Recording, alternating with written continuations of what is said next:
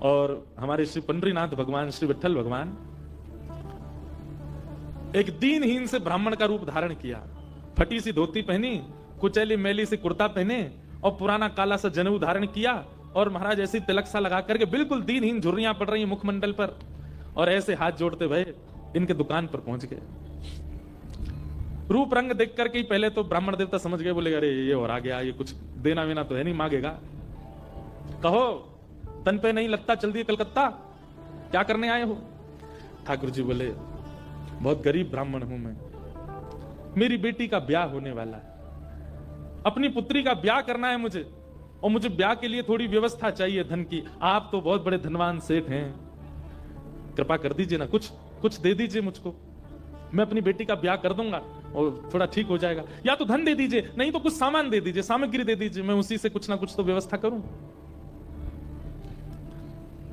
तो ये जो ब्राह्मण थे ना, ये जबरदस्ती रफू की हुई धोती और कुर्ता पहन के जाते थे कि कोई मांगने वाला आ जाए तो उसको दिखा दूं, देखो मेरे खुद के कुर्ता फटे, मैं तुमको कहां से दूं। तो ठाकुर जी को दिखाने लगे, देखो मेरी धोती यहां से उधरी हुई है, मेरा कुर्ता यहां से फटा हुआ, कैसे तुमको दूं, मैं खुद नहीं अपने नए खरीद पा रहा, तुमको कहां से दूं भाई।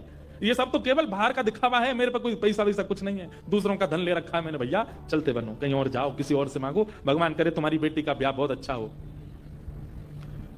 बोले मुझे या तो धन दीजिए, नहीं तो मैं यहीं बैठा रहूंगा। ठाकुर जी जिद पे आ जाए तो उनको कौन हटा दे। ठाकुर बोले मुझे धन दो, ऐसे तो नहीं जाऊंगा, मैं आपके दर पे आया हूं, कुछ तो लेके जाऊंगा, मेरी बेटी का ब्याह है।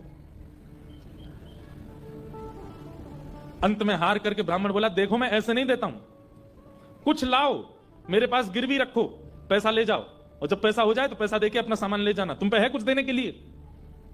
ठाकुर जी बोले मुझ पे तो कुछ भी नहीं है, मुझसे कुछ काम करा लीजिए दुकान में, मैं ये कर दूंगा, आपकी साफ सफाई कर दूंगा, इतना कर सकता हूं, उसके बदले कुछ दे। बोले उसकी जरूरत नहीं है, सब है नौकर चाकर मेरे पास, मैं तुम्हें बस इतना कह सकता हूं कोई मूल्यवान सामग्री दो, पैसा ले जाओ, और जब पैसा हो जाए तो पैसा वापस दे के सामग्री ले जाना, मतलब इतना भी दान नहीं कर सकता मैं। ठाकुर जी बोले ठीक है, मैं जाता हूं, कुछ ढूंढ के लाता हूं। ठाकुर जी भी इतने खेलते हैं, ठाकुर जी जैसा खिलाड़ी नहीं है दुनिया में, इतना बड़ा खिलाड़ी कोई नहीं हो सकता। ठाकुर जी गए उस ब्राह्मण देवता के घर, और घर जाकर के द्वार पे खड़े होकर रोने लगे, इतना रोए, भीतर से सरस्वती देवी निकल के आई, अरे अरे अरे अरे ब्राह्मण देवता आप इतना रो क्यों रहे हैं, क्या बात है।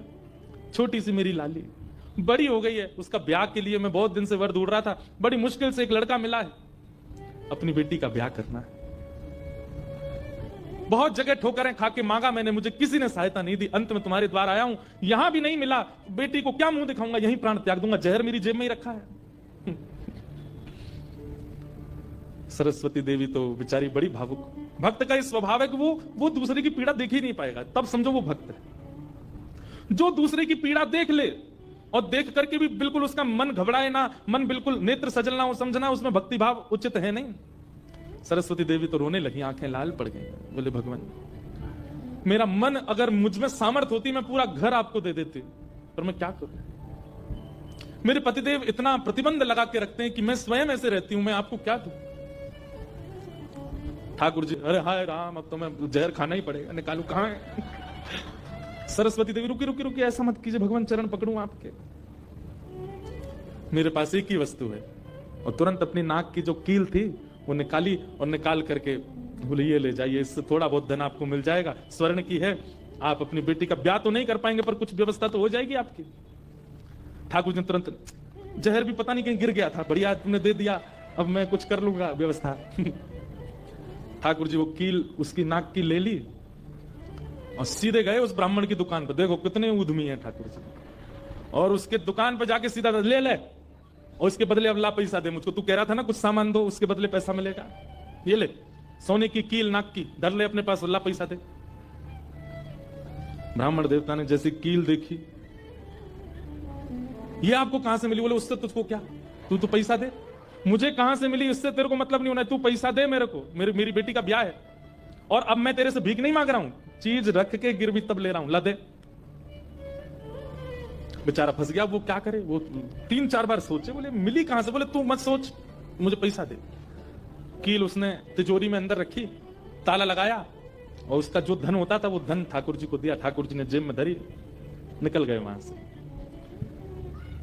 ब्राह्मण ने अपनी भुजा ऊपर करी, बोले इसको बताता हूं, ये बहुत दानवीर बनती है अपने मन में। मैंने इसको बोला था 1 कील पहने, वो तो बहुत अच्छी कृपा मुझ पर ठाकुर जी की, जो मैंने इसके सारे गहने उतरवा दिए, नहीं तो सब दान कर देती। 1 कील छोड़ी, वो भी दान कर दी किसी को। पहुंच गए। अब यहां वो ब्राह्मण जा ही रहा था अपने घर, उससे पहले दुकान का जो मुनीम था वो बेचारा सरस्वती देवी को बहुत मानता था, कभी कभी सहायता कर देती होंगी उसकी। वो सेठ जी से, इनसे ब्राह्मण देवता से पहले ही दौड़ के गया और जाके बोला, मैया आज बचो आप। बोले क्यों, आपने कोई कील दी थी किसी को? बोले हाँ दी तो थी, एक ब्राह्मण के ब्याह के लिए दे दी थी। क्या हो गया? उसने जाके वो आपके पतिदेव को ही दिया और बदले में ले गया पैसा। सरस्वती देवी, हाय नाथ अब नहीं बचूंगी, वो तो बहुत डांटेंगे। बोले वो आ रहे हैं, दुकान बंद कर दी उन्होंने, वो सीधे धोती चढ़ाए ऊपर चले आ रहे हैं सीधे, आप बचो। सरस्वती देवी बोली कहां जाऊं? हे पांडुरंगा, हे विठलनाथ, हे मेरे प्राणनाथ, मेरी रक्षा करो। ये कैसा नियम आपने मेरे आज जीवन में पहली बार तो कुछ दान किया, वो भी एक ब्राह्मण बेचारा अपनी हत्या करने पर तुला था तो मैंने किया। ये कैसा आपने खेल किया ठाकुर जी, कैसे भी मेरे पति को रोको। लेकिन इतनी डरती थी अपने पति से, इतनी व्याकुल हो गई, तुरंत विष ले लिया। बोली कि मैं उनका क्रोध नहीं सह पाऊंगी, उनकी मार पिटाई डांट नहीं सह सकती, उससे अच्छा तो मैं प्राण त्याग दूं अपने।